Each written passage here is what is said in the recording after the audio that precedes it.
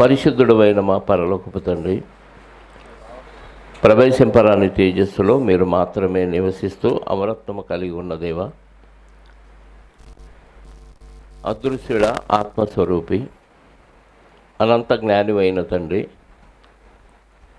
ఒకప్పుడు ఇశ్రాయేలీయులకు అండగా ఉండి, కోటగా ఉండి, కొండగా ఉండి, యేసుక్రీస్తు ద్వారా 2000 సంవత్సరాల నుంచి సమస్త మానవాళికి దేవుడుగా ఉండి, ప్రతి మనిషి క్రీస్తు ద్వారా మీ దగ్గరకు చేరే మార్గాన్ని మీరు సరళం చేసిన ప్రేమను బట్టి స్తోత్రాలు.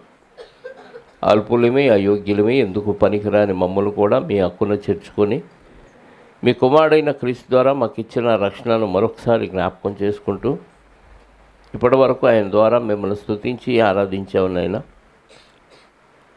ఇంకా కొన్ని మాటలు మేము ఆలోచించడానికి సిద్ధపడుతూ ఉండగా సమయోచితమైన జ్ఞానాన్ని మీరు నాకు అనుగ్రహించండి.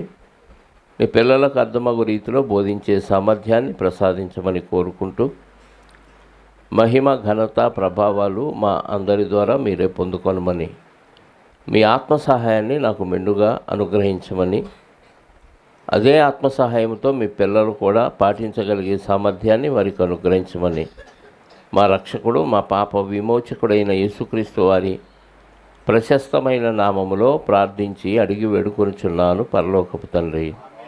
ఆమేన్. చేరి వచ్చిన మీ అందరికీ ప్రభువైన క్రీస్తు నామములో శుభాలు, వందనాలు. ఈరోజు ఒక అంశాన్ని మనం నేర్చుకుందాం. అంశం పేరు నేనైతే. ఏంటి అంశం పేరు అంటే, మనం టీవీ చూస్తున్నా, క్రికెట్ ఆడుతున్నా, లేదు క్రికెట్ ఆటను చూస్తున్నా, ఏదన్నా సినిమాల్లో సందర్భాలు చూస్తున్నా, అప్పుడప్పుడు మాట్లాడుకుంటూ ఉంటారు కొంతమంది. ఏమని,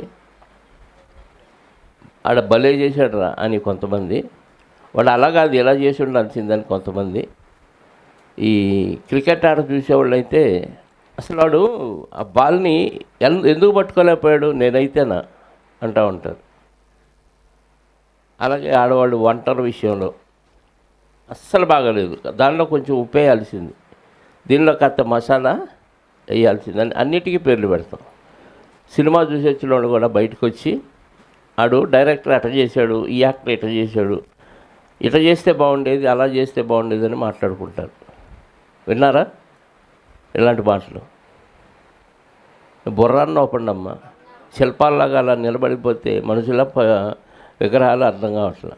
విన్నారా ఇలాంటి? పోనీ వింటాం కాదు, మీరని ఉంటారా? మనం కూడా అని ఉంటాం కదా చాలా సందర్భాల్లో. ఇంకా కొంతమంది అయితే బూతులు కూడా తిడతాడు, ఆనా కొడుకో తండ్రో ఏదో ఒకటని, ఇలా చేశాడరా అలా చేశాడని మనం అనుకుంటూ ఉంటాం. బైబిల్లో సందర్భాలను కూడా మనం ఆ సందర్భంలో నేనుంటే ఏం చేసేవాడిని, నేనుంటే ఏం చేసేదాన్ని అని ఆలోచిస్తూ ముందుకు పోతే మనకు ఒక అనుభవ జ్ఞానం వచ్చింది. ఎందుకంటే దేవుడు కూడా ఏం కోరుకున్నాడంటే, తిమోతి మొదటి పత్రిక 2వ అధ్యాయము 4వ వచనం చదివితే ఆయన కోరుకున్నదేంటో మనకు అర్థమైంది. తిమోతికి రాసిన మొదటి పత్రిక 2వ అధ్యాయము 4వ వచనం. అందరూ బైబిల్ తీసి చూడండి.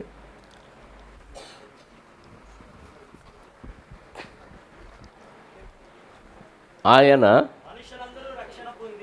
మనుషులందరూ, అందరా కొందరా, అందరూ రక్షణ పొంది సత్యమును గూర్చిన అనుభవ జ్ఞానము పొందవలనని, అనుభవ జ్ఞానము గలవారై ఉండవలనని ఇచ్చయించుతున్నాడంటే ఇష్టపడుతున్నాడు.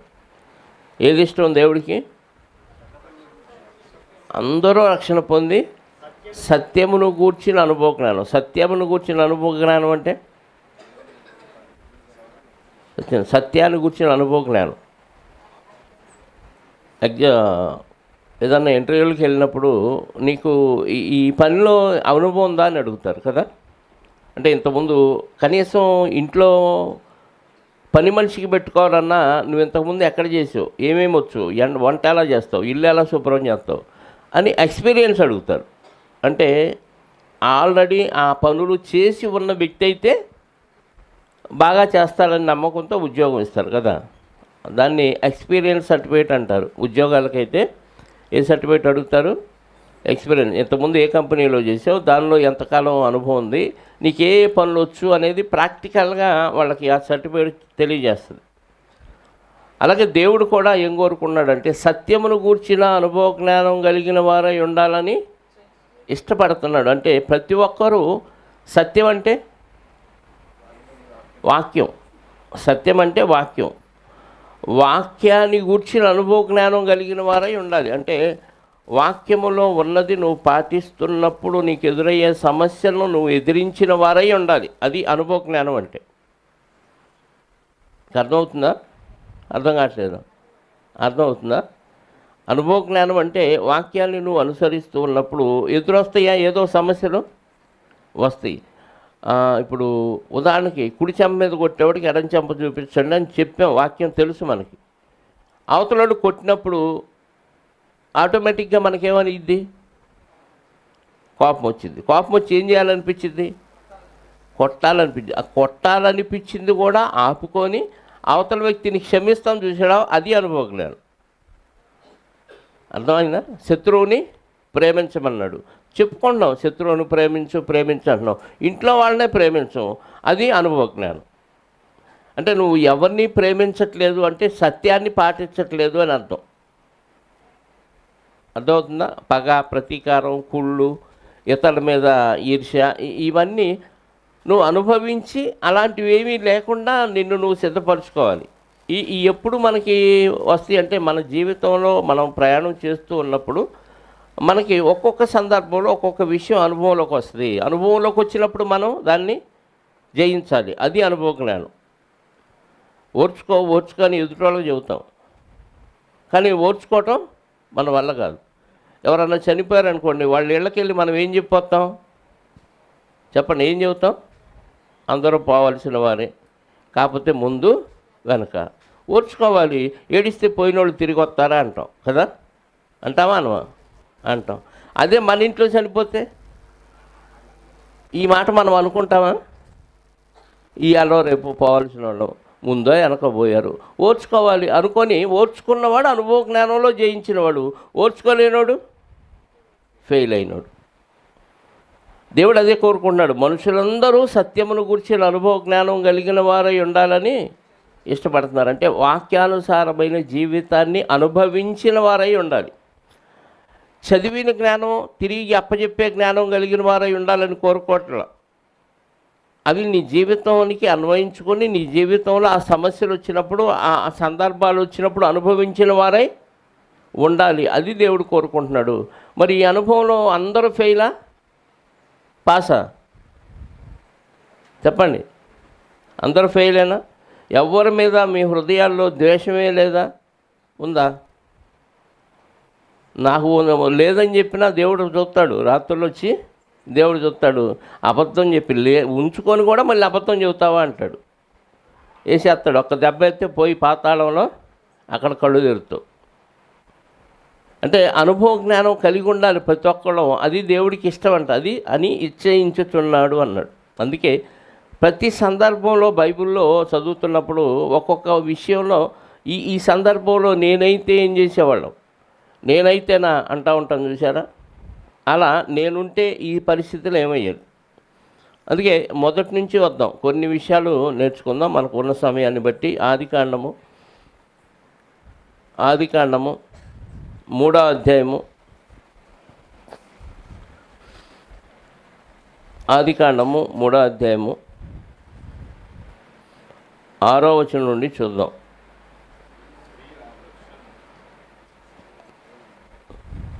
ఆదికాండం 3వ అధ్యాయము 6వ వచనం. స్త్రీ ఆ వృక్షము ఆహారమునకు మంచిదియు, కన్నులకు అందమైనదియు, వివేకమిచ్చు రమ్యమైనదియు నయ్యుండుట చూచినప్పుడు ఆమె వాటి ఫలముల్లో కొన్ని తీసుకొని తిని తనతో పాటు తన భర్తకును ఇచ్చను. ఇక్కడ అవ్వమ్మ గారు ఉన్నారు అంతే, ఇంకెవ్వరూ లేరు. తోట ఉంది, ఏదేని తోట, అవ్వమ్మ గారు ఒక్కరే ఉన్నారు. ఆదం గారు ఎక్కడికి వెళ్ళారో తెలియదు. ఇప్పుడు సర్పంలో సాతాను జొరబడి సర్పంతో మాట్లాడిస్తున్నాడు. ఏమని? ఇది నిజమా అన్నాడు ముందు అని. ఇంకొక క్వశ్చన్ ఏం వేశాడు అక్కడ? ఈ తోట చెట్ల ఫలములలో 3వ అధ్యాయం, ఈ తోట చెట్లలో దేని ఫలములనైనను మీరు తినకూడదని దేవుడు మీతో చెప్పెనా? కొత్త వ్యక్తి, సర్పం మాట్లాడదు, కానీ దేవుడు స్వరాన్ని ఇస్తే మాట్లాడాడు. ఈ తోట చెట్ల ఫలాల్లో అన్నీ మీరు తినవచ్చని దేవుడు చెప్పాడా? ఇప్పుడు ఆ విషయం సాతానుకు తెలుసా తెలీదా? దేవుడు చెప్పాడు అన్న విషయం సాతానుకు తెలుసా? మీకు తెలుసో లేదు చెప్పండి. తెలుసా? సాతానుకు తెలిసే ఏమడుగుతున్నాడు? నిజమా? చెప్పానా అంటే మీ ఆయన బజారు వెళ్తున్నానని చెప్పాడా అంటే అర్థం ఏంటి? వీడికి ఏం తెలుసు? బజారు వెళ్తున్నానని చెప్పాడు, కానీ అక్కడ లేడు చూసావా అనగానే నీకేమొచ్చింది? బజారు వెళ్తా అని చెప్పాడా? చెప్పాడు. బార్లో ఉన్నాడు తెలుసా అనగానే నీకేమొచ్చింది? మీ ఆయన మీద డౌట్ వచ్చింది. మీ ఆవిడ ఇంట్లోనే ఉందా అన్నాడు అనుకో, బజార్లో కలిసి, అవును ఇంట్లోనే ఉంది అని అంటావు. ఉందా అని క్వశ్చనే కానీ నీకు గుండెల్లో రాయిపడిపోద్ది. ఇంట్లోనే ఉంటుంది కదా, ఎందుకు అడిగాడు వీడు, ఎక్కడన్నా కనపడిందా ఏంటి అనే డౌట్ వచ్చింది. ఒక అనుమానాన్ని రేకెత్తించడానికి సాతానుగాడు ఒక ఒక ఒక బాణం వదులుతాడు అంతే. వదలగానే మన గుండెలో ఎలక్కాయ పడిద్ది, గొంతులో. ఇప్పుడు ఆ ప్లేస్లో ఒక వ్యక్తి వచ్చి నిన్ను క్వశ్చన్ చేశాడు అనుకో, అప్పుడు నువ్వేం చెప్తావు సమాధానం? దేవుడు చెప్పానా అని క్వశ్చన్ చేశాడు, వాక్యం ఇలా ఉందా అని క్వశ్చన్ వేశాడు. అప్పుడు ఏం చెప్తాం మనకి? ఉంది. ఉంటే ఏంటి నీకు? నువ్వెవరు అది అడగటానికి అని అనాలి కదా. అవ్వమందా అట్ట? ఏమంది?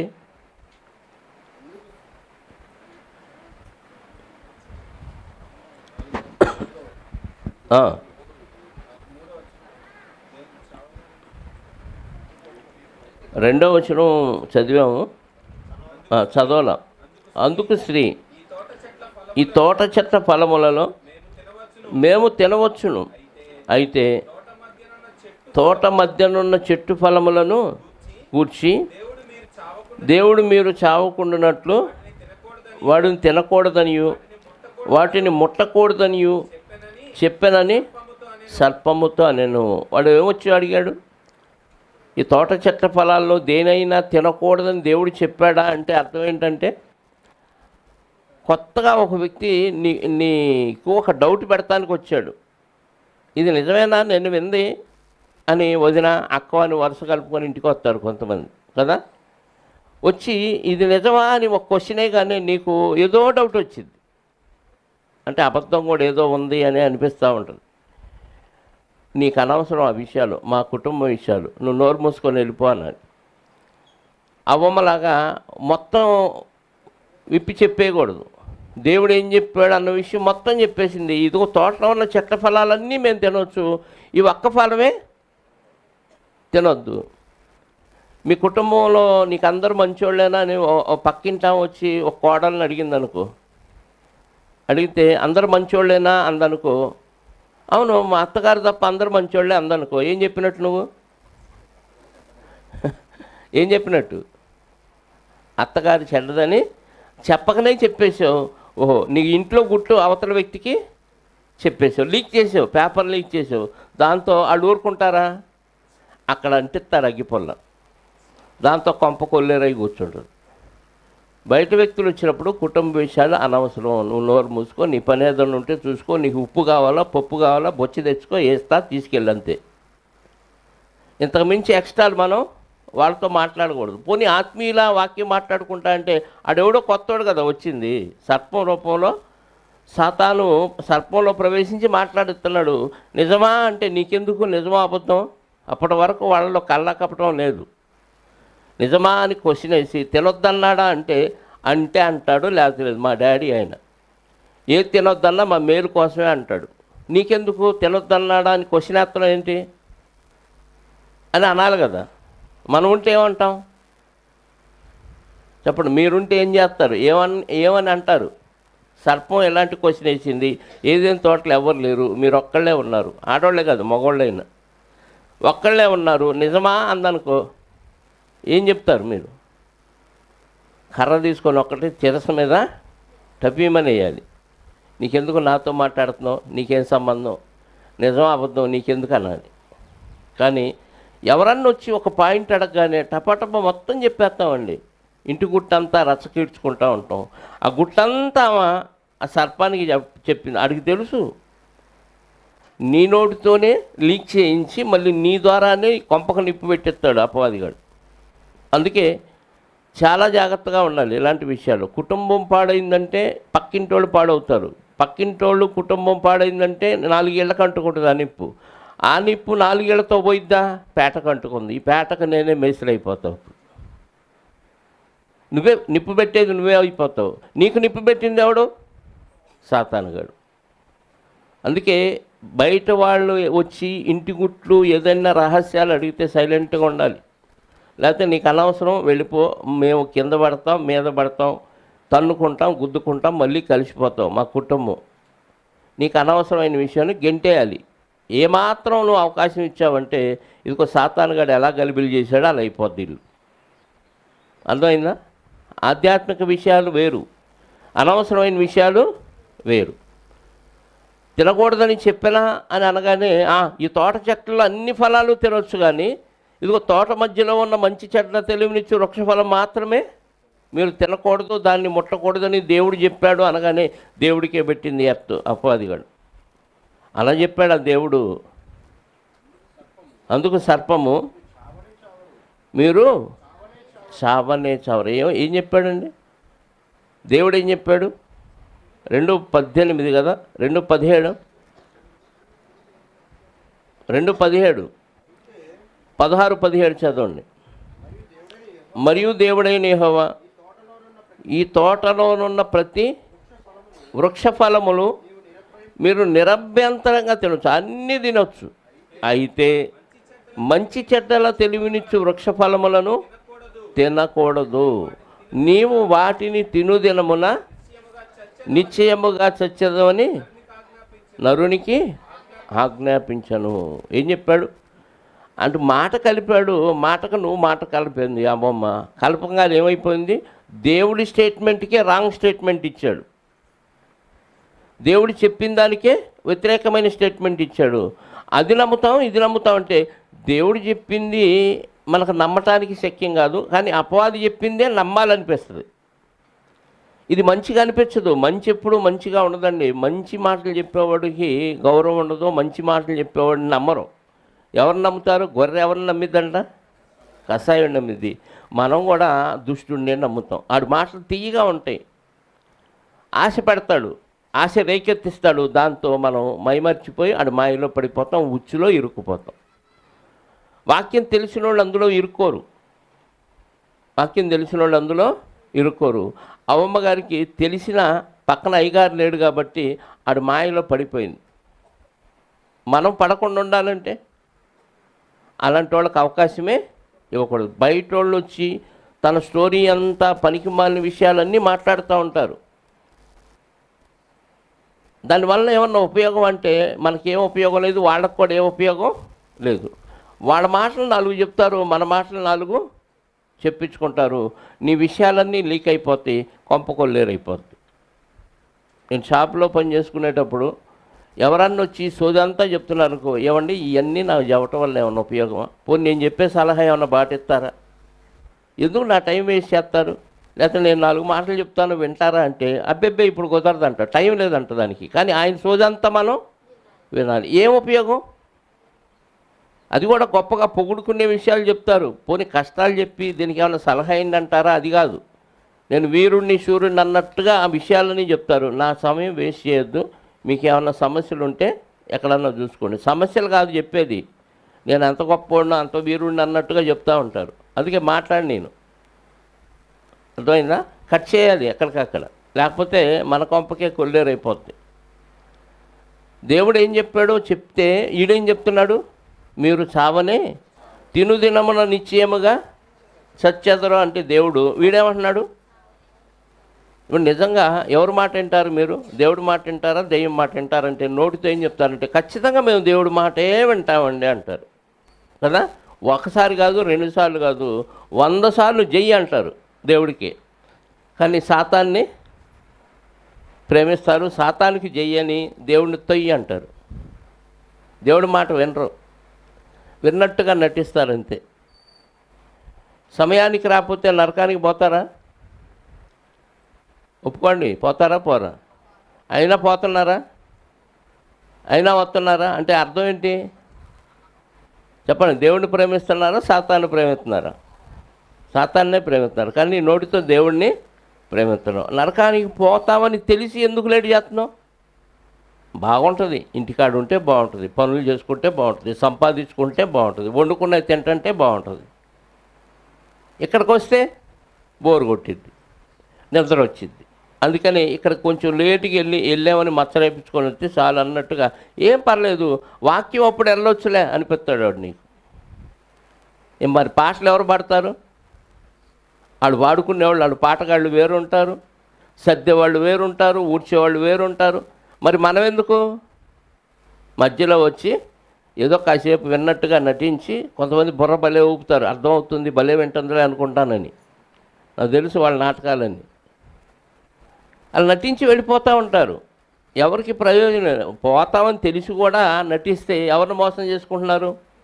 మిమ్మల్ని మీరే మోసం చేసుకుంటున్నారు. అలాగే అవ్వమ్మ కూడా ఏం చేసుకుంటుందో తెలుసా? సాతానికి అవకాశం ఇచ్చింది. దానివల్ల వాడు ఏం చేస్తున్నాడు? దేవుడి స్టేట్మెంట్కే ఆపోజిట్ స్టేట్మెంట్ ఇచ్చారు, ఆపోజిట్ స్టేట్మెంటే నమ్మింది. మీరు పరిశుద్ధంగా ఉండాలి, నిర్దోషంగా ఉండాలి, నిష్కల్మషంగా ఉండాలి, వాక్యానుసారంగా బతికితే చనిపోయినా బతికిస్తాడు, పరలోకం వెళ్ళిపోతాం. కానీ సాతాను గడు ఏం చెప్తాడు? దేవుడి పనికి లేట్ అయినా పర్లేదు, దేవుడి పనికి ఆలస్యం అయినా పర్లేదు, వాళ్ళు వెళ్తున్నారైంది, వీళ్ళు వెళ్తున్నారు. ఎవడో పనికి మాలినోడు చూపిస్తాడు మాదిరిగా, వెళ్ళినోడు చూపిడు కదా. ఎవరు బాగుంటున్నారు? నమ్మని వాళ్ళని అడిగామనుకో, ఎందుకు రావట్లేదు దేవుళ్ళు? ఎవరండి బాగుంది నమ్మి చూపిండి ఒకళ్ళని, నేను కూడా వస్తాను అంటాడు. వాళ్ళు మారేది లేదు, ఈయన వచ్చేది లేదు. ఇలాంటి పనికి మాలిన ఆలోచనలన్నీ అపవాదిగాడిస్తాడు. చస్తావరా బాబు తినుదినమని దేవుడు చెప్తే అపవాదిగాడు ఏం చెప్పాడు? మీరు చావనే చావరు. తాగితే పోతావరా? చావనే చావు, ఇప్పుడే చావుగా, స్లోగా చత్తాంగా, అయినా పర్లేదు తాగుతాం. సిగరెట్ ప్యాకెట్ మీద ఏముంటుంది తెలుసా? Smoking is injurious to health, అంటే నీ ఆరోగ్యాన్ని అది గాయపరుస్తుంది. దాని మీద బొమ్మ చూసారా? ఇక్కడ గొంతు దగ్గర బొమ్మ వేసి క్యాన్సర్ వచ్చినట్టుగా, ఆ క్యాన్సర్ పుండు పుట్టినట్టుగా భయంకరంగా ఉంటుంది చూడటానికి. గుట్కా మీద ఏముంటుంది? తేలు బొమ్మ ఉంటుంది కదా. అంటే అర్థం ఏంటి? అందులో విషం ఉంది, ఇది తాగితే పోతావు, ఇది తింటే పోతావని, త్వరగా పోతావని అర్థం. అయినా తాగుతున్నారంటే అర్థం ఏంటి? మీరు చావనే చావరు. ఎంతమంది ఆగట్లా? ఆడు తాగుంది, నేను చస్తానా? దేవుడు నీకు ఇచ్చిన ఆయుష్కాలం అంటే ముందే పోతావు. తాగి డ్రైవ్ చేయటం వల్ల ఇంకా ముందే పోతావు. ఏదో ఒక రాత్రి గుండాగి సస్తావు. తాగుబోతులని తల్లిదండ్రులు పెంచి పోషిస్తే ఆ పాపం వాళ్ళకు కూడా అంటుకుంటుంది. చెప్తున్నాగా, వాళ్ళని మాన్పించడానికి ప్రయత్నం చేయండి. వాళ్ళకి తెలియట్లా, సాతానుగాడు మాట అంటున్నాడు, ఏముందిలే ఈ రోజులు ఎవరు తాగట్లేదు, మగవాడన్నాక తాగపోతే ఎట్టండి, పోతావు గ్యారంటీగా. అడికి ఇంకా ఎంకరేజ్ చేస్తున్నావు అని అర్థం తాగుబోతుల్ని. అంటే చావనే చావరు అనగానే ఎంత ధైర్యం వచ్చిందండి. ఇదేందో కొత్త విషయం చెప్తుంది. దేవుడు ఏంటి అబద్ధం చెప్పాడు? దేవుడు అబద్ధం చెప్పాడు అనిపిస్తుంది చూడు. అక్కడ దేవుడేమన్నాడు? తినుదినమున నిశ్చయముగా చచ్చదు. ప్రార్థనకి వెళ్తే ఏమొచ్చింది? పనికి వెళ్తే 4 రూపాయలు వస్తాయి. ఏది బాగుంది చెప్పండి? నిజమే కాదు చెప్పింది, అదే కరెక్టేనా? పనికి వెళ్తే 4 రూపాయలు వస్తాయి, ప్రార్థనకి వెళ్తే ఏమి రాదు, ఎప్పుడో పరలోకంలో వచ్చిద్దంట. వచ్చిద్దో సచ్చిద్దో. అంటే నీకు విశ్వాసమే అసలు కూని అయిపోయింది. నీ విశ్వాసాన్నే మంట కలిపేటట్టుగా డైలాగ్ ఇచ్చాడు వాడు. పొద్దాకలు ప్రార్థన తిరిగితే ఏమొచ్చిద్దండి? ఏమన్నా వచ్చిద్దా? కూటికి వచ్చిద్దా, గుట్టకు వచ్చిద్దా? పనికి వెళ్తే కూడొచ్చిద్ది, గుడ్డొచ్చిద్ది, వీటితో పాటు సుఖం అనుభవించడానికి అన్నీ వచ్చేస్తాయి. అదే బాగుంటుంది మనకు, అదే తీయగా ఉంటుంది, ఆ మాటే బాగుంటుంది. అందుకే కదా మనం బాగా పనులకి వెళ్ళిపోయి మనం బాగా కష్టపడి మన పిల్లలను కూడా బడి పనిలో చదివిస్తూ ఉన్నాం. ఎందుకు? వాళ్ళు కూడా బాగా చదివి బాగా ప్రయోజకులు అయ్యి బాగా ఉద్యోగాలు చేసి చివరికి తల్లిదండ్రులని మెడకాయలు నరికి హ్యాపీగా జైలుకి వెళ్ళి కూర్చుంటారు.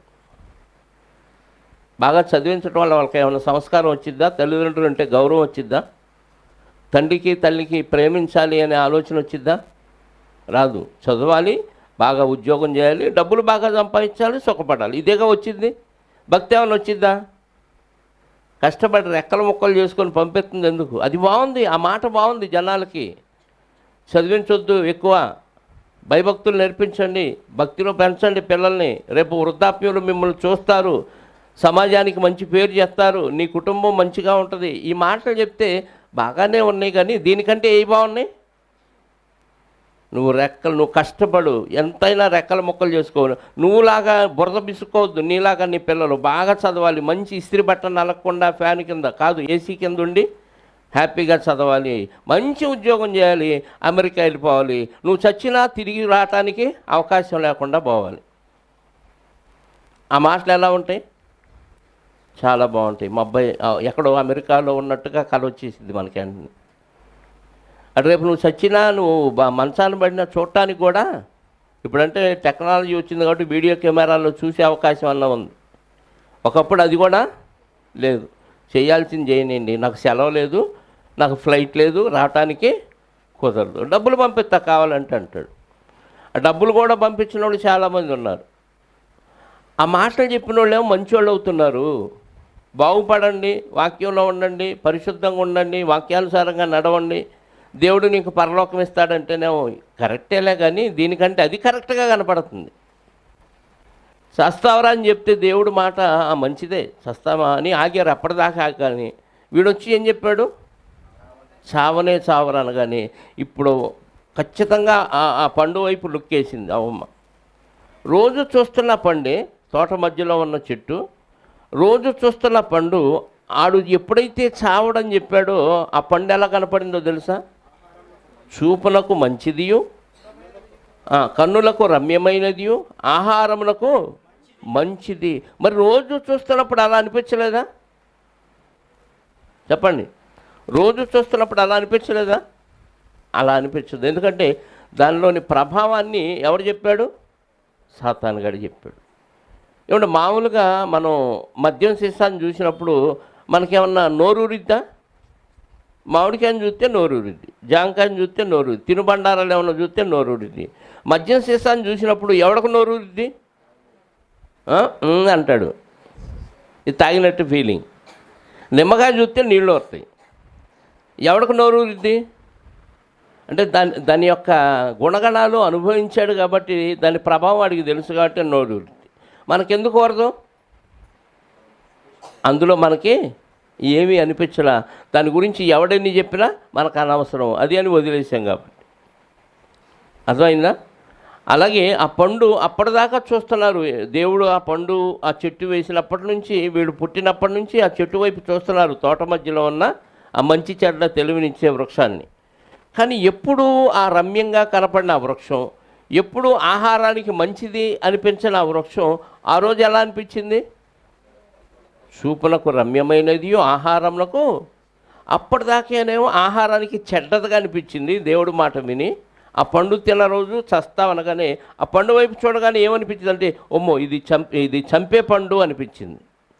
ఇప్పుడు సాతానుగాడు వచ్చి ప్రేరేపించగానే ఆ మద్యం నిన్ను చంపుతుంది మనకు అనిపించింది. ఇప్పుడు ఆడికేమనిపించింది? తాగుబోతుకి నిన్ను ఉత్తేజింపజేస్తుంది, నిన్ను ఉద్యమం కలిగించింది, నీకు ఆనందాన్ని ఇచ్చింది, హ్యాపీగా బాధలన్నీ మర్చిపోయి హ్యాపీగా పడుకోవటానికి ఉపయోగపడిద్ది అనిపించింది. అదే మంచిగా అనిపిస్తుంది మరి వాళ్ళకి. అంటే సాతాను వాళ్ళని అలా ప్రేమించాడు. ఇప్పుడు మిమ్మల్ని ప్రేరేపించడానికి సాతాను ఏం చేస్తారు? పండు తింటారా తినరా? అసలు పండు వైపు చూస్తారా చూడరా? చెప్పండి, ఏం చేస్తాం? రోజు ఎన్నో పళ్ళు చూపిస్తున్నాడు మీకు కదా. పని పండు, చదువుల పండు, తిండి పండు, బట్టల పండు, నగల పండు, టీవీ పండు, సినిమాల పండు, షికార్ల పండు, ఆటల పండు కదా. ఎన్ని పళ్ళు చూపిస్తున్నాడు? తింటున్నారా? చెప్పండి. మేమైతే ఏదైనా తోటలో ఉంటే అమ్మలాగా పండు కోసుకొని తినేవాళ్ళం కాదండి అని అన్నారనుకోండి. ఇప్పుడు ఇన్ని పళ్ళు చూపిస్తున్నాడు మీకు, పళ్ళు పటపటా కొరుకుతూ తింటున్నారా లేదా? అంటే అవ్వమ్మ ప్లేస్లో మనమన్న ఏం చేసేవాళ్ళం? తినేవాళ్ళం. కానీ అమ్మమ్మ కంటే ఫాస్ట్గా అమ్మమ్మకి అన్ని డైలాగులన్నా చెప్పాల్సి వచ్చింది. మనకైతే అన్ని డైలాగులు అవసరం లేదు. నువ్వు తిని బాగుపడతావు అన్నాడు అనుకో, వెంటనే కోసుకొని తినేస్తాం కదా. ఈ ఒక్క మోసం చేయి, ఏం పర్లేదు, దేవుడేమనలే అన్నాడు అనుకో, వెంటనే తినేస్తాం మనం. అక్కడ మన అనుభవ జ్ఞానం వచ్చింది. చూపునకు రమ్యము ఆహారానికి మంచిదయ్యి ఉండుట చూసినప్పుడు వెంటనే టపాటపా పళ్ళల్లో కొని కోసుకొని ఇంటికి వెళ్ళి భార్యాభర్తను కలిసి తిందామలో కూడా అనుకోలే. ఏమనుకోండి? చెప్పండి, ఏమనుకుంది? కొన్ని గబగబా తినేసి తిన్న తర్వాత భర్త గుర్తొచ్చాడు. కొంతమంది సహోదరులు కూడా ఉంటారు నాకు తెలిసి, బయటకు సరదాగా ఫ్రెండ్స్తో వెళ్తారు, ఆడబడితే ఆడ బళ్ళ మీదో హోటల్లోనూ చెడిబడి అంతా తినేసి ఇంటికాడ పెళ్ళాలకి పిల్లలకేమో పచ్చడి మెతుకులో చారులో పప్పులో కాసుకొని తినేయండి అంటాడు. వీళ్ళంతా అవమ బ్యాచ్. నా కడుపు నిండితే చాలు అని. భార్యలు కూడా కొంతమంది ఎక్కడెక్కడో ఏదేదో తినేసి ఇంటికి వచ్చామా భర్తకు పచ్చడి మెతుకులో చారులో పప్పు చారులో కాసిపోతూ ఉంటారు. కొంతమంది సంగతి అంటే తిండి విషయంలో సాటి అయిన సహాయాన్ని జ్ఞాపకం చేసుకోవాలనే ఆలోచన కూడా అవమ్మ గారికి రాల. ఇద్దరం కలిసే తింటున్నాం, ఇద్దరం కలిసే తిరుగుతున్నాం కదా. వీడు చెప్పగానే ఎందుకు తినాలి, నేను కోసుకెళ్ళి మా ఆయన్ని అడిగి అప్పుడు తింటానులే అనుకుందా? అనుకోలా. అంత ఆత్రంగా కోసుకొని తినాల్సిన అవసరం ఏముంది? తప్పు చేసే స్త్రీలు కూడా పురుషులు కూడా ఆత్రంగా చేశారంటే, భార్యకి చెప్పకుండా భర్తకు చెప్పకుండా తప్పుగా వెంటనే చేశారంటే అపవాదిగాడి ప్రేరణ మీ మీద బాగా పనిచేస్తుందని అర్థం. ఇద్దరు ఏకశరీరం, భార్యాభర్తలు ఏకశరీరం. మరి భర్తకు తెలియకుండా వీడు రావటమే తప్పు. వచ్చాడు, మాట కలిపాడు, మెప్పించాడు, కోసుకొని తినమంటే వెంటనే తినాలా? నువ్వు చెప్పావు బాగానే ఉంది, మేమిద్దరం ఆలోచించుకొని భార్యాభర్తలు అప్పుడు తినాలా వద్దని నిర్ణయించుకొని తింటామని కోసుకొని వెళ్ళి, అయ్యా ఇది పరిస్థితి, పలానా సర్పం వచ్చింది, నాకు ఇలా చెప్పింది, నేను నమ్మాను, ఆ మాటలు బాగానే ఉన్నాయి అనిపించింది, ఇదిగో కోసుకొచ్చాను, తిందామా వద్దా అంటే ఆయన ఏం చేసేవాడో అప్పుడు తర్వాత విషయం. కానీ ఇవేం ఆలోచించాల. అందుకే భర్తలకు తెలియకుండా భార్యలు చాలామంది డబ్బులు దాచిపెట్టుకొని ఏదేదో వస్తువులు కొనుక్కొని ఈ వస్తువులు ఎవరికో అవసరానికి ఇచ్చేసి అది పోయిన తర్వాత సతమతం అయిపోయి రోగాలు తెచ్చుకుంటున్నారు. ఇటు వస్తువు పోయిందని భర్తగా చెప్పుకోలేడు, వస్తువు ఎందుకు ఇచ్చాడు, అసలు వస్తువు ఎక్కడదని ఎంక్వైరీ చేస్తే తీగలాగితే రోజు డబ్బులు జేబులో ఎందుకు తక్కువ అవుతుంది అంటే ఇదన్నమాట కారణం అని అప్పుడు గుట్టు అర్థమైద్ది. అందుకని ఇటు చెప్పుకోలేరు, అటు ఆడతో తగాదా ఆడలేరు. ఏదో ఒక రోజు తగాదా ఆడారనుకో విషయం బయటకు వచ్చింది, మీ ఇద్దరికే గొడవైంది. అందుకే భర్తకు తెలియకుండా భార్యలు ఏ పని, భార్యలకు తెలియకుండా భర్తలు ఏ పని చేయకూడదు. ఇక్కడ జరిగిన డ్యామేజ్కి అదే కారణం. భర్తకు చెప్పకుండా ఎవరో వచ్చి ప్రేరేపిస్తే ఆ ప్రేరేపణకు లోబడిపోయి తప్పు చేసి తినేసింది వెంటనే. ఇద్దరు కలిసి తినాలి కదా. అదే మనం ఉంటే ఏం చేస్తాం? తినకుండా వెళ్తామా, భర్తకి ఇస్తామా? లేదా భర్త అయితే భార్యకి ఇస్తాడా? మీరైతే ఏం చేస్తారు? ఒకవేళ చేసేటట్టు అయితే ఇప్పుడు భార్యకి తెలియకుండా బయట ఎన్ని పనులు చేస్తున్నారు భర్తలు ఉన్నారు, భర్తలకు తెలియకుండా భార్యలు ఎన్ని పనులు చేస్తున్న భార్యలు ఉన్నారు. అదేమంటే భర్త అధికారంతో నీకు అనవసరం, నీకు నోరు మూసుకో, తెచ్చి పెడుతున్నా వండి పెట్టు అంతే.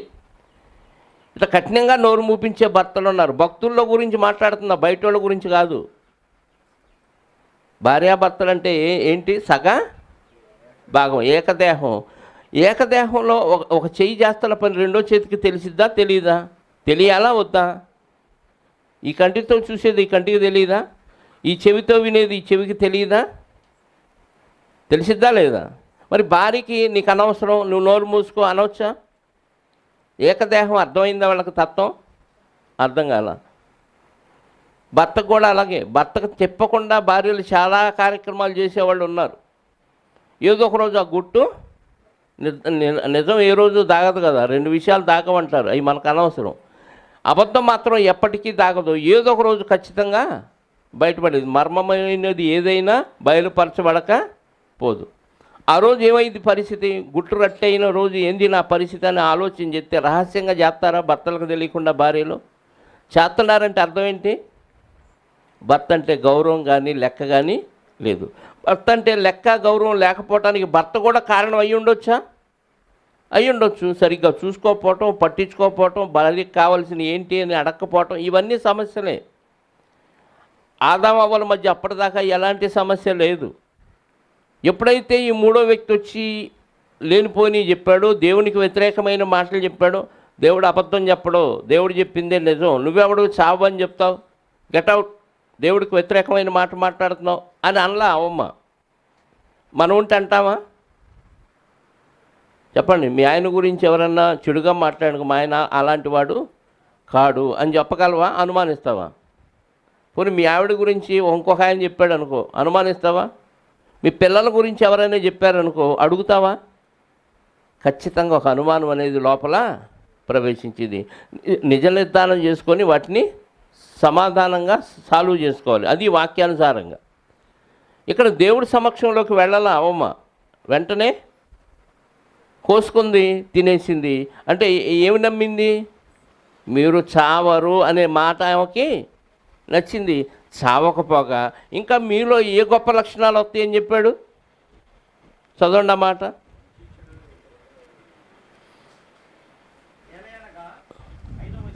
ఐదవ వచనం.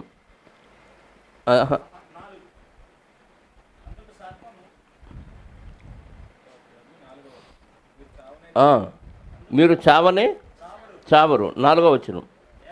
ఏలయనగా మీరు వాటిని తినుదినమున మీ కన్నులు తెరవబడిననియు, మీరు మంచి చెడ్డలను ఎరిగిన వారై దేవతల వలె ఉందరనియు దేవునికి తెలియనని స్త్రీతో. అప్పటిదాకా వీళ్ళు భూమి మీద శరీరాలతో ఉన్నారు. దేవతలకి శరీరాలు లేవు, ఆత్మలుగా వాళ్ళు ఎక్కడికైనా గాలిలో హ్యాపీగా తిరుగుతారు. కానీ దేవదూతలు మనకు పరిచారకులుగా చేశాడు దేవుడు. వీళ్ళనైతే కుమారులు అన్నాడు. ఆదాము దేవునికి కుమారులను పట్టుకొని పనివాళ్లతో పోల్చి చెప్పాడు. ఇది పొగడతా అనుకుంది మహానుభావురాలు. నీకు అర్థమైందా? ఒక కొడుకు ఆస్తికి వారసుడు, కొడుకుని నువ్వు పనివాడిలాగా గొప్పగా ఉంటావురా అన్నాడు అనుకో, ఏమనుకోవాలి మనం? నువ్వు పనివాళ్ళలాగా అందరినీ హ్యాపీగా గొప్పగా ఉంటావని ఆశీర్వదించావనుకో, పొగడతా తిట్టది. రాజుని పట్టుకొని, రాజకుమారుని పట్టుకొని నువ్వు 1000 ఏళ్ళు అందరికీ పని చేస్తూ పనివాడుగా ఉండు అన్నాడు అనుకో, రాజు చేయించుకుంటాడా? చేస్తాడా? చేయించుకుంటాడు. ప్రకృతి చేత మనం పని చేయించుకోవాల్సిన వాళ్ళం. ప్రకృతిలాగా ప్రకృతిలో ఉన్న దేవదూతలతో మనల్ని పోల్చాడు. దేవదూతలను దేవుడు మనకు పరిచారకులుగా చేసినప్పుడు మీరు దేవతల వలె ఉంటారు అన్నప్పుడు ఎలా ఫీల్ అవ్వాలి? అంటే మేము వారసులం, దేవుడు సృష్టికి మేము అధికారులం, మమ్మల్ని ఏలమన్నాడు. ఏమన్నాడు తెలుసా? ప్రకృతిని 1వ అధ్యాయంలోనే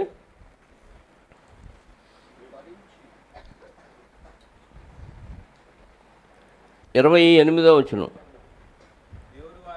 దేవుడు వారిని ఆశీర్వదించను ఎట్లనగా, మీరు ఫలించి అభివృద్ధి పొంది విస్తరించి భూమిని నిండించి దానిని లోబరుచుకొనుడి. అంటే అర్థం ఏంటి? ప్రకృతి అంతా మనిషికి లోబడాలి. అంటే ప్రకృతి ఎక్కువ, మనిషి ఎక్కువ. ప్రకృతి ముందు సముద్రపు చేపలు, ఆకాశ పక్షులు, భూమి మీద ప్రాకు ప్రతి పురుగుని ఏలుడని, అంటే ఏలమన్నాడు. ఏలేవాడు రాజుని నువ్వు పనివాడుగా ఉండుగాక అన్నావు అనుకో, తిట్టినట్టు. యజమాని కూలోడుగా ఉండమంటే తిట్టుగాక ఏముంది? మీరు దేవతల వలె ఉందరంటే ఆమెకు అర్థం కాల, పిచ్చిది కదా. పిచ్చావమ్మ పొగిడాడు అనుకొని దేవత చాలా గొప్పోళ్ళు మాకంటే అనుకొని వెంటనే టపటప కోసుకుంది. అప్పుడు చూపునకు రమ్యము, ఆహారానికి మంచిదిగా కనపడింది. ఎప్పుడైతే వాడు దానిలో ఆ గొప్పతనాన్ని చెప్పాడో, గొప్పతనం లేకపోయినా కల్పించి చెబితే ఆ భ్రమకు గురైపోతాడు. సాతానుగాడు మాటలు ఎలా ఉంటాయంటే అక్కడ ఏమీ ఉండదు, ఎడారిలో నీళ్లు ఉన్నట్టుగా చూపిస్తాడు. దూరం నుంచి చూస్తే ఆ నీళ్లు అక్కడ పారిపోతున్నాయి, నీళ్ళంతా పారుతున్నాయి అన్నట్టుగా అనిపిస్తాయి. ఎండాకాలం చూసారా, దూరంగా ఎండమావులు అంటారు, నీళ్లు పరిగెత్తుతున్నట్టుగా ప్రవాహంగా వెళ్తున్నట్టుగా కనపడతాయి. అక్కడికి వెళ్తే మళ్ళీ దూరంగా కనపడతాయి తప్ప అక్కడ ఉండవు. సాతాను యొక్క మాటలన్నీ ఎలా ఉంటాయంటే ఆశ చూపిస్తాడు, ఆశకు తగ్గట్టుగా అక్కడ ఏమీ ఉండదు. దేవుడు లేని వాటిని ఉన్నట్టుగా పిలిచి నీకు అన్నీ సమృద్ధిగా ఇచ్చేవాడు దేవుడైతే, దేవుడు మాటను పక్కన పెట్టి ఆశ చూపించేవాడిని మాటను నమ్మే పరిస్థితిలోకి మనం వెళ్ళిపోయాం. నీ ఆశ దురాశ అవుతుంది. దురాశ దుఃఖమునకు ఈ సామెతలు బాగా తెలుసు, కానీ దురాశకే ప్రాధాన్యత ఇచ్చేస్తూ ఉంటామండి. చూపునకు రమ్యం, ఆహారానికి మంచిదన్నాడు. వెంటనే చూసింది భలే ఉంది పండు. అప్పటిదాకా దాని వైపు చూస్తే అది చంపే పండులాగా కనపడింది. ఇప్పుడేమో కన్నులకు బాగా అలంకరించినట్టుగా చూడగానే దాని మీద ముచ్చట పడే విధంగా అనిపించింది. యాపిల్ పండు చూడగానే ఏమనిపించింది, ఆ రంగు చూసి బాగుంది. అరటిపండు ఎల్లో కలర్లో రాగానే రంగు చూసి బాగుందని తినాలనిపించింది. ఇప్పటిదాకా తినకూడదనిపించిన పండు ఇప్పుడు చూడగానే వాడు చెప్పగానే ఏమనిపించింది, తినాలనిపించింది. థమ్సప్ మంచిదా చెడ్డదా చెప్పండి, అందరు తాగుతారు నాకు తెలుసు. చెడ్డదా మంచిదా? ఏమేమి ఉంటాయో తెలుసా, దానిలో ఏం కలుపుతారో, ఏ కూల్ డ్రింక్లోనే ఏం కలుపుతారో తెలుసా? పొలాలకు జల్లే పురుగు మందుల అవశేషాలు కొన్ని దానిలో ఖచ్చితంగా ఉంటాయి. తెలుసా?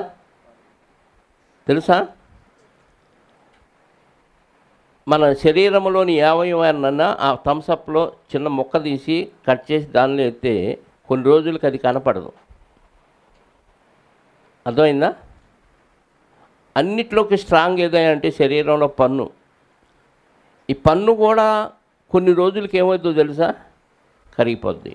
శవాన్ని పూడ్చిపెట్టండి, కాల్చేయండి, ఎముకలు కాలము, ఎముకలు పాడవు. ఎన్ని రోజులకు తవ్వినా ఎముకలు కనపడతాయా? శరీర భాగాలన్నీ మట్టిలో కలిసిపోతాయి, ఎముకలు మాత్రం అంటే స్ట్రాంగ్. అవి పళ్ళు కూడా అన్నిటికంటే స్ట్రాంగ్. అంత బలమైనవి కూడా థమ్సప్లు ఎత్తి ఏమవుతాయి తెలుసు, ఒక గ్లాసులో వేసి ఎప్పుడన్నా డాక్టర్ దగ్గరికి వెళ్ళినప్పుడు ఊడిపోయిన పళ్ళు 4 తెచ్చుకొని దాంట్లో వేసి చూడండి, వాటిని కూడా ఇదేం చేసేది, కరిగించేది. అంత ప్రమాదకరమైంది. మనం మందు తాగే వాళ్ళని తిడతాం, కానీ ఇది తాగే వాళ్ళని కూడా నీ ఆరోగ్యాన్ని పాడు చేసుకోవడానికి వాడుతున్నట్టే. ఆడు సినిమా వాళ్ళు డబ్బులు తీసుకొని దమ్ముందా తాగటానికి అంటాడు. చావటానికి దమ్ము ఎందుకండి? చావటానికి దమ్ము కావాలా? ఎగబడి తాగుతున్నాయి. ఏందయ్యా అంటే తిన్నది అరగటానికి. అంత ఎక్కువ తినటం ఎందుకు, అరిగించుకోవటానికి అది తాగటం ఎందుకు? ఓ ముద్ద తక్కువ తినొచ్చుగా. తిన్నది అరగటానికంట, గ్యాస్తోనే తీయాలంట. ఇంకా వంకలేంటి, చల్లగా ఉంటుందంట. మంచినీళ్ళు చల్లగా ఉండవా కూలింగ్ తాగితే? వంకలేనమ్మా డొంకెత్తికింది అన్నట్టుగా తాగుబోతులకి 1,90,000. ఎందుకురా తాగామంటే బాధ తట్టుకోలేక తాగాను పాస్టర్ గారు అంటాడు. మరి సంతోషం అప్పుడు సంతోషం ఎక్కువ తాగానంటాడు. మరి బాధ లేదు, సంతోషం లేదు, ఇప్పుడు ఎందుకు తాగామంటే ఏమీ తోచక తాగాను అంటాడు. అది తాగటానికి ఏదో ఒకటి కారణం కావాలి. ఈ థమ్సప్ తాగే వాళ్ళకి కూడా అలాంటి కారణాలే కావాలి. వాళ్ళు అడ్వర్టైజ్మెంట్ ఇస్తారు, డబ్బులు తీసుకుంటారు కాబట్టి యాడ్కి ఇంత అని ఇస్తారు, తాగుతారు, తాగినట్టు ఇస్తారు. వాడు తాగినా తాగపోయినా ఇబ్బంది లేదు. వాడు తాగాడు కాబట్టి నువ్వు కూడా డబ్బులు పెట్టి జబ్బులు కొనుక్కుంటావు. ఆ రంగు పోదు తెలుసా, అందులో వేసే రంగు పోదు. లోపల మన అవయవాల్లో రక్తంలో కలిసిపోద్ది, చాలా రోజులు ఉంటుంది ఒక్కోసారి ఆ కలరు. అంత భయంకరం. ఏ కూల్ డ్రింక్ అయినా పరిస్థితి అది. ఒక్కొక్క కూల్ డ్రింక్లో ఎంత పురుగు మందు శాతం ఉంటుందో లిస్ట్ చూడండి యూట్యూబ్లో, మీకు అర్థమైపోద్ది. పెప్సీలో ఎక్కువగా ఉంటుంది అన్నిటికంటే, తెలుసా? అయినా తాగుతాం, ఎందుకంటే అడ్వర్టైజ్మెంట్ ఇస్తే అది చూపునకు రమ్యం. ఎండాకాలం థమ్సప్ చూడటానికి ఎలా కనపడింది, చల్లగా, అలా మెత్తగా చల్లగా, గొంతు దిగిపోతే ఎంత ఆనందమో, ఆహా అంటాడు వాడు. రేపు డాక్టర్లకు డబ్బులు ఇచ్చినప్పుడు కూడా ఆహా అంటావు రోగాలు వచ్చి. వాడు వచ్చి చెప్పగానే అప్పటిదాకా చంపే పండులాగా కనపడిన పండు ఇప్పుడు ఎలా కనపడింది చెప్పండి? చూపులకు అందంగా కనపడింది. తాగుబోతులకు అందుకే మందు చూడగానే నాలుగు పీకేస్తూ ఉంటుంది, మనకు పీకదు. ఎందుకు? ఆడ అడ్వర్టైజ్మెంట్ వాళ్ళు విన్నారు, తాగుబోతులు విన్నారు కాబట్టి, దాని రుచి చూశారు కాబట్టి వాళ్ళకి నాలుగు పీకింది. మనకెందుకు పీకదు? ఆడ అడ్వర్టైజ్మెంట్ మనం వినలేదు కాబట్టి, మనం దాన్ని రుచి చూడలేదు కాబట్టి మనకి పీకదు. ఒకళ్ళు పీకినా ఏమైంది? దేవుడు వద్దన్నాడు కాబట్టి చంపేసుకుంటాం. దేవుడి మాట వినరు, అందుకే తాగేస్తారు. కానీ దేవుని మాట వినేవాళ్ళు ఏం చేయాలి? కట్ చేయాలి, దాన్ని అక్కడే ఖండించేసేయాలి. అది చెయ్యలేకపోయింది అవ్వమ్మ, కోసుకుంది, తింది. తిన్నాక భర్త దగ్గరికి వెళ్ళి అప్పుడు గుర్తొచ్చాడు భర్త. అక్కడ 2 పళ్ళే 3 పళ్ళే ఉన్నాయి అనుకోండి చెట్టుకి, మొత్తం తినేసి అయిపోయినాయి అనేది. చాలా ఉన్నాయి కాబట్టి కొన్ని తీసుకొని వెళ్ళగలిగింది. ఎక్కువ ఉంటే వెళ్ళింది, తక్కువ ఉంటే మొత్తం ఏమే తిని నేనే దేవదూతలాగా అవ్వాలి, ఆయన నా కింద పనిచేయాలన్నట్టుగా ఉండేదేమో ఆలోచన కదా. కొంతమంది అంతే కదా, బయట తింటారు, భార్యల సంగతి పిల్లల సంగతి పట్టించుకోరు. కొంతమంది స్త్రీలు కూడా వాళ్ళే వండుకొని తింటారు, వచ్చేలేక అయిపోయింది అంటారు భర్తకి పిల్లలకి. కొంతమంది స్వార్థం అన్నమాట. ఏమైంది తర్వాత వచనం? 6వ వచనం, స్త్రీ ఆ వృక్షమునకు ఆహారమునకు మంచిదియు కన్నులకు అందమైనదియు వివేకమిచ్చు రమ్యమైనదియు నయ్యుండుట చూచినప్పుడు ఆమె దాని ఫలముల్లో కొన్ని తీసుకుని తిని తనతో పాటు తన భర్తకును ఇచ్చెను, అతడు కూడా తినెను. ఆమె తింది, ఆమెతో పాటు భర్తకు కూడా ఇచ్చింది, ఆయన కూడా తిన్నాడు. ఇప్పుడు ఆ భర్త ప్లేస్లో మీరున్నారనుకోండి, భార్య ఏదో తెచ్చిచ్చింది, గబగబా తిన్న తర్వాత ఎక్కడి అని అడుగుతారా? తినకముందు అడుగుతారా? ఆదాం ప్లేస్లో మనం ఉంటే తింటామా తినమా? ఏం చేస్తారు భర్తలు? భర్తలకు వినపడుతుందా? పెళ్లి కొనాల సంగతి వదిలేయండి, పెళ్ళైనోడు చెప్పండి, తింటారా తినరా? తినవనే చెబుతాం కదా. అసలు ఈ ఫలాలు ఎక్కడి? ఎందుకు స్పెషల్గా తెచ్చావు? తోట చాలా పెద్దగా ఉంది, అన్ని ఫలాలు మనం తింటానే ఉన్నాం కదా, ఈరోజు ప్రత్యేకంగా ఈ ఫలాలు తీసుకొచ్చి తిను తిను తిను అని ఎందుకు పెడుతున్నావు నాకు అని అడగాలా వద్దా? ఆదాం గారు అడిగాడో లేదో లేదు, అడిగినట్టు లేదు కదా. గబాగబా తీసుకొని తిన్నాడు. మనం ఉంటే ఏం చేసేవాళ్ళం? అసలు ఎక్కడవి ఇవి? మీరు అప్పుడప్పుడు ఫంక్షన్కి వెళ్ళి మళ్ళీ స్వీటు హాటు ఇవన్నీ వేస్తారు కదా, కొంతమంది తినకుండా ఒళ్ళు వేసుకొని చక్కగా ప్యాక్ చేసుకొని అన్నం మాత్రం అవి తినేసి ఇవి ఇంటికి తీసుకొని వెళ్తాం. మీరు ఏ ఫంక్షన్కి వెళ్ళారో ఏం తెచ్చారో వాళ్ళకి తెలియక ఇంట్లో వాళ్ళకి పెట్టినప్పుడు అడుగుతారా అడగరా? ఏమడుగుతారు? ఇవి ఎక్కడివి, ఎక్కడ తెచ్చావు, కొనుక్కొచ్చావా లేదా ఏంటా అని అడుగుతావు. నీకు రెగ్యులర్గా ఫంక్షన్కి వెళ్ళినప్పుడల్లా తెచ్చే అలవాటు ఉంటే ఇక వాళ్ళు అడగరు. ఫస్ట్ టైం తెస్తే అడుగుతారు. అడిగినప్పుడు ఏం లేదులే దారిలో దొరికినాయి అన్నావు అనుకో, నమ్ముతాడా? లేదా పలానోళ్ళింట్లో దొంగతనం చేసుకొచ్చా అన్నావు అనుకో, ఏం చేస్తాడు? లాగి ఒకటి కొట్టాలి. ఆదాం గారి ప్లేస్లో మనం ఉంటే ఏం చేస్తాం? ఆదాం గారు ఏం చేయలే, అసలు ఇవి ఎక్కడివి, ఎవరు చెప్పారు, ఎందుకు కోసుకొచ్చావు, ఎందుకు నాకు ఇచ్చావు అని అడగకుండానే టపా తినేసాడు. మనం ఉంటే వెంటనే ఎందుకు కోసావు, ఆడెవడో చెప్తే నువ్వు కోసు రావటం ఏంది, నువ్వు తిన్నది కాక నాకు ఇయటం ఏంది అనాలి. అలా ఎందుకు మరి ఆదాం గారు అలా తప్పు చేశాడు? ఆదాం గారు దేవుడి ఆజ్ఞను అక్కడ అతిక్రమించడం, మోసపరచబడలా. ఎందుకంటే ఆదాం గారిని అవ్వమ్మ గారి దగ్గరికి సర్పం రాకముందే ఆదాం గారి దగ్గరికి వెళ్ళాడు. తిమోతి మొదటి పత్రిక 2వ అధ్యాయం 14వ వచనం చూడండి. తిమోతి మొదటి పత్రిక 2వ అధ్యాయం 14వ వచనం.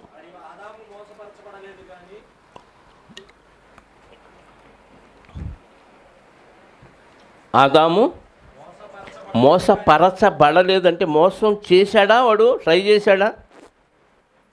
నేను మోసపోలేదు అంటే ఎవడో వచ్చి నన్ను ట్రై చేస్తేనే నేను మోసపోలేదని నేను అనగలను. నన్ను ఎవరో మోసపరచడానికి ట్రై చేయకుండా నేను మోసపోలేదు చూసావా అన్నావు అనుకో, అది చెల్లిద్దా?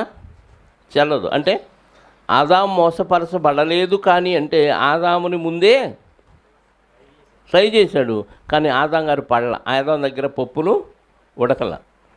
అందుకే ఆయన లేనప్పుడు వచ్చి అవ్వమ్మని పాడు చేశాడు, అవ్వమ్మని మాయ చేశాడు, బురదన్నాడు, మనసు పాడైపోయింది, వెంటనే మెచ్చుకుంది తినేసింది. అందుకే ఆదాము మోసపరచబడలేదు కానీ అంటే నీకు తెలియకుండా నీ భార్యతో ఎవరో ఏ విషయాలు మాట్లాడినా ఆమె నమ్మకూడదు.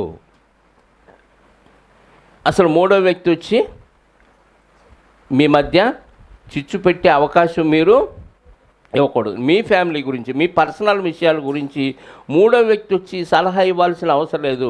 ఒకవేళ సలహా ఇస్తే వాక్యానుసారంగా వాక్యం ద్వారా ఇవ్వాలి. మీ ఆయన కొంగు గట్టేసుకో, అడిగి మందు పెట్టు,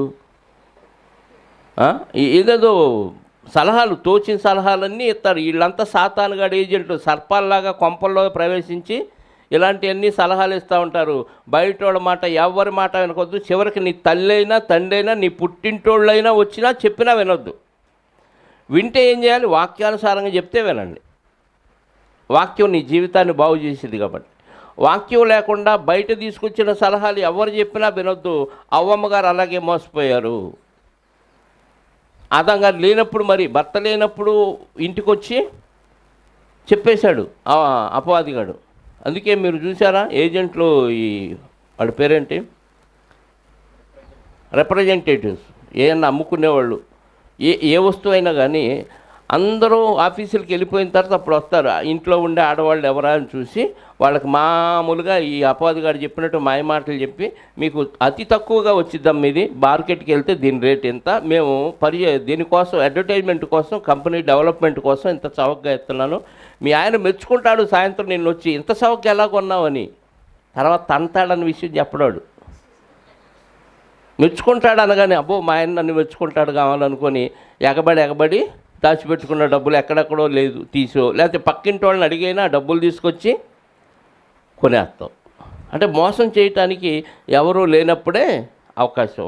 లేదా నీతో పాటు నలుగురు ఆడవాళ్ళని కూడబెట్టి, వాళ్ళు కూడా నీ బ్యాచ్యేగా, ఆశకి దురాశకి ఎక్కువ ప్రాధాన్యత ఇస్తారు కదా. దురాశ దుఃఖానికి చేయటానికి సామెత తెలిసినా ఏం చేస్తాం? దురాశకే పడతాం.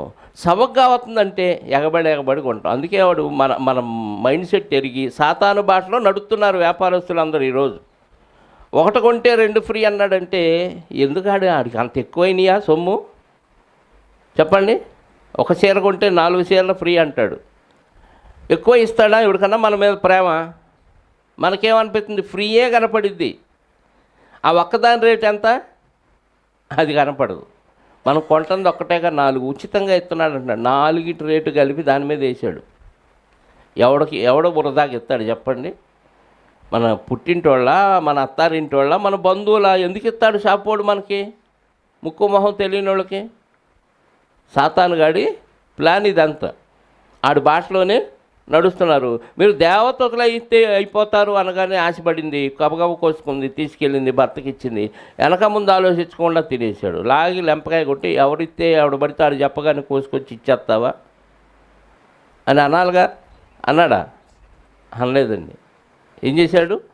గబగబా తినేసాడు. ఎందుకు తిన్నాడు తెలుసా? హోషేయ గ్రంథం 6వ అధ్యాయం 7వ వచనం. ఆయన తినటానికి కారణం చూడండి, దేవుడు బైబిల్లో రాయించాడు. హోషేయ గ్రంథం 6వ అధ్యాయం 7వ వచనం. హోషేయ గ్రంథం 6వ అధ్యాయం 7వ వచనం. ఆదాము నా నిబంధనను మీరినట్లు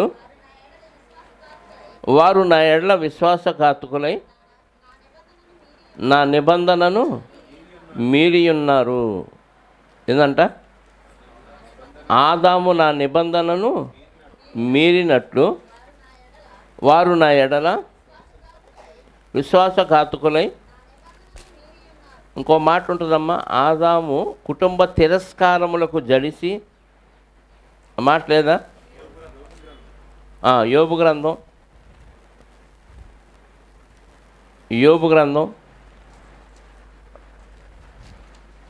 యోబు గారు గ్రంథంలో రాయించాడు ఈ మాట ఆదాము గారి గురించి. ఎందుకంట ఆయన తిన్నది కారణం ఏంటి? అవమ్మీగానే వెనక ముందు ఆలోచించకుండా ఎందుకు తిన్నాడు అని అంటే, దేవుడు ఒక అద్భుతమైన రహస్యాన్ని ఇక్కడ రాయించాడు ప్రియులారా. ఆ మాట చూడండి ఒకసారి. 31వ అధ్యాయము 33, 34 వచనం. 31వ అధ్యాయము యోబు గ్రంథం 33, 34. ఆదాము చేసినట్లు నా దోషములను దాచిపెట్టుకొని సమూహమునకు భయపడియు కుటుంబముల తిరస్కారములకు జడిసియు నేను మౌనముగా నుండి ద్వారము దాటి బయలు వెళ్ళక రొమ్ములో నా పాపమును కప్పుకొనిన ఎడల పరముననున్న దేవుని దృష్టికి నేను వేషధారి నగుదును అంటున్నాడు. ఆదాం గారు ఎందుకు ఆ దోషాన్ని లోపల దాచిపెట్టుకున్నాడంట? కుటుంబ తిరస్కారాలకి భయపడి, కుటుంబ మహాసమూహానికి భయపడి, కుటుంబ తిరస్కారములకు జడిసి. అంటే ఇవ్వకివ్వకు ఒక ఆమెనిచ్చాడు, ఆమెను కూడా నా ఎముకల్లో నుంచి తీసి తయారు చేసి ఇచ్చాడు. పోతే ఇప్పుడు నేను ఈ పండు తిన్ను అంటే భార్య ఏం చేసిద్ది? నేనిస్తే కూడా తినవా? అటైతే నీకు నాకు కటీఫ్ అందనుకో, ఇంకేముంది? ఉంది, ఏం లేకపోతే ఇంకొక ఆమందలు అనుకోవటానికి ఇంకెవరు లేరు. అంతే కదా? తప్పు చేయటానికి ఇలా బెదిరిస్తారు. ఆమె ఎక్కడ తిరస్కరించిద్దో అని భయపడిపోయి తిన్నాడంట. ఆ పండుని తిని ఆ దోషాన్ని దాచిపెట్టుకున్నాడు. దేవుని దృష్టికి ఏమయ్యాడంట? వేషధారి అయిపోయాడు. ఖండించాల్సింది పోయి ఆమె ఇస్తే తిని ఎందుకు భయపడ్డాడు అని అంటే, ఏమపోతే ఇంకా నాకు భార్య లేదు. దేవుడు ఉన్నాడు అనే సంతోషం కాదు, భార్య లేదు అనే బాధతో ఆయన తినేసి దేవుడి దృష్టికి వేషధారి. నీ మాటే విన్నానయ్యా, నువ్వు ఇచ్చిన భార్య కదయ్యా, ఆమె తినమంటేనే తిన్నానయ్యా అనుకుంటున్నాడు. ఆమె తప్పు చెప్తే చేస్తావా? దేవుడి మాట వింటారా? వాక్య విరుద్ధంగా భార్య సలహా ఇచ్చినా లేదా భర్త సలహా ఇచ్చినా దేవుడు మాటకు తప్ప భర్త మాట భార్య మాట వినకూడదు. ఆ సమయంలో భార్యాభర్తలు ఒకరినొకరు ప్రేమించుకుంటూ ఒకరికొకరు లోబడుకుంటూ ఇద్దరు కలిసి పరిచర్య చేయాలి. అది దేవుని ఆజ్ఞానుసారంగా. కానీ దేవునికి వ్యతిరేకమైన మాట ఆలోచన ఎవరైనా చెప్పినప్పుడు ఇద్దరిలో ఇది దేవునికి వ్యతిరేకమైంది కాబట్టి నేను చెయ్యను అని భార్య అనాలి, నేను చెయ్యనని భర్త అనాలి. భర్తే కదా చెప్పాడు అని చేసేసావు అనుకో, నువ్వు వేషధారి అయిపోతావు. ఎంతమంది కుటుంబాలు ఈరోజు అలా భర్త మాట విని భార్యల మాట విని భర్తలు దేవునికి వ్యతిరేకంగా ప్రవర్తించి వేషధారులుగా సమాజంలో కనపడుతున్నారు. ప్రియుల, మనం అంతా వేషధారులుగానే కనపడుతున్నాం. ఎందుకంటే దేవుడు మాట పక్కన పెట్టాం. దేవుడి కంటే దేవదూతలు అయిపోతాం, మనం గొప్పవాళ్ళం అయిపోతాం అనే ఒక దురాలోచన కలిగించడం వలన ఆ దురాలోచన నీ జీవితాన్ని పాడు చేసింది, భర్త జీవితాన్ని పాడు చేసింది. అప్పటి నుంచి ఇలా పాపం లోకంలో వెంటాడుతూనే ఉంది. ఆ లక్షణాలు ఎక్కడ వదిలిపెట్టట్లా మనం, ఆ లక్షణాలు ఎక్కడ వదిలిపెట్టట్లా. అందుకే ఏమన్నాడు? ఆదికాండం 3వ అధ్యాయము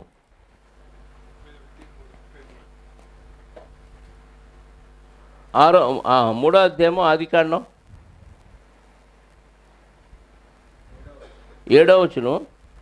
అప్పుడు వారిద్దరు కన్నులు తెరవబడిను, వారు తాము దిగంబరులమని తెలుసుకొని అంజూరపాకులు కుట్టి తమ కచ్చడములను, అంటే తప్పు చేయగానే ఏమైంది?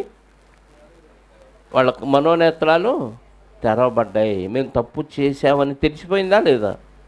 తెలిసిపోయింది. తెలియగానే ఏం చేయాలి చెప్పాలి? తెలియగానే ఏం చేయాలి? మీరు ఆవేశంలోనో పొరపాటునో ఎవరో ఏదో చెప్పగానే తప్పు చేసేసారనుకోండి, చేయగానే ఏదో ఒక సమయంలో మనకి నేను చేసింది తప్పు అని అర్థమైంది. అర్థమైనప్పుడు ఏం చేయాలి? ప్రతి భక్తురాలు వెంటనే దేవుడి దగ్గరికి వెళ్ళి క్షమించమని అడగాలి. కానీ అడుగుతామా? అదే మనం చేసే తప్పు. మనం దేవునికి వ్యతిరేకంగా తప్పు చేసాం, పాపం చేసాం కాబట్టి ముందుగా అడగాల్సింది ఎక్కడ? దేవుడి దగ్గర. కానీ అడగం. అక్కడ ఇగో హర్ట్ అయిపోద్ది, అంతే. ప్రార్థన చేసుకుందాం. పరిశుద్ధుడు అయిన మా పరలోకపు తండ్రి, మీ ఘనమైన నామాన్ని బట్టి స్తోత్రాలు. ఇదిగో నాయన, ఇప్పటి వరకు మీ వాక్యం ద్వారా మమ్మల్ని హెచ్చరిక చేశారు, అందుని బట్టి స్తోత్రాలు. మీకు మహిమకరంగా మేమంతా జీవించాలని మీరు కోరుకున్నారు. సత్య విషయమైన అనుభవ జ్ఞానం కలిగిన వారై ప్రతి ఒక్కరూ ఉండాలని మీరు ఇష్టపడ్డారు. మీ ఇష్టాన్ని ఈరోజు మేము ఎక్కువ మంది నెరవేర్చలేని స్థితిలో ఉన్నాం. ఆ స్థితిలో నేనుంటే ఏం చేసేవాడిని, నేనుంటే ఏం చేసేదాన్ని అని ఆలోచించటానికి, అనుభవ జ్ఞానం మాకు రావటానికి ఆదికాండంలోని ఆది దంపతుల గురించిన ఆలోచనలు చేస్తూ ఉన్నాం. తండ్రి, వాళ్ళు చేసిన పొరపాటు మేము చేయకుండా, మా రొమ్ములో మీరు అప్పగించిన పని తప్పుగా చేసి పాపాన్ని దాచుకోకుండా, మీ మాటలు అతిక్రమించకుండా మమ్మల్ని మేము సరిచేసుకోవటానికే ఈ ఆలోచనలు చేస్తున్నాం. వారిని అనుసరించకుండా తండ్రి, మా ప్రభువారిని అనుసరిస్తూ ముందుకు సాగే భాగ్యాన్ని మాకు అనుగ్రహించండి. వచ్చిన బిడ్డలందరినీ సురక్షితంగా వారి కుటుంబాలకు చేర్చండి. వచ్చిన వారిలో ఎవరెవరికి ఎలాంటి అవసరాలు ఉన్నాయో మీకు తెలుసునైనా ప్రతి అవసరత మీరు క్రీస్తులో తీర్చండి. అలాగే తండ్రి, మరి రమ్య వారి కుమారుడికి ఒక నూతనమైన వాహనాన్ని కొని ఉండగా రాహుల్ని జ్ఞాపకం చేసుకోండి. రాకపోకలు ఎందుకు సురక్షితంగా గమ్యానికి చేర్చండి. త్వరలో ఆ బిడ్డ కూడా మారు మనసు పొందడానికి మీ వాక్యంతో ప్రేరణ దయచేయండి. అలాగే తండ్రి, తెచ్చిన అల్పాహారాన్ని జ్ఞాపకం చేసుకొని వాక్యం ద్వారా వాటిని పవిత్రపరచమని, తగిన రెట్టింపు ఆశీర్వాదాన్ని ఆ కుటుంబానికి అనుగ్రహించండి. పలహారం పంచుకొని తినుచుండగా శక్తిని, బలాన్ని మాకు దయచేసి ఆ శక్తిని మీ యొక్క సేవలో వాడబట్టడానికి సహాయాన్ని అనుగ్రహించమని కోరుకుంటూ, మా రక్షకుడు నీ ప్రియకుమారుడైన యేసుక్రీస్తు వారి పరిశుద్ధ నామములో ప్రార్థించి అడిగి వేడుకొనుచున్నాను పరలోకపు తండ్రి. ఆమేన్. మనందరి కన్న తండ్రి అయిన దేవుని ప్రేమ, ఆయన ప్రియకుమారుడైన యేసుక్రీస్తు వారి కృప, పరిశుద్ధాత్మ యొక్క అన్యోన్య సహవాసము ఇప్పుడు ఎల్లప్పుడూ సకల పరిశుద్ధులకు సదాకాలము తోడయుండి నడిపించునుగాక. ఆమేన్. అందరికీ వందనాలు.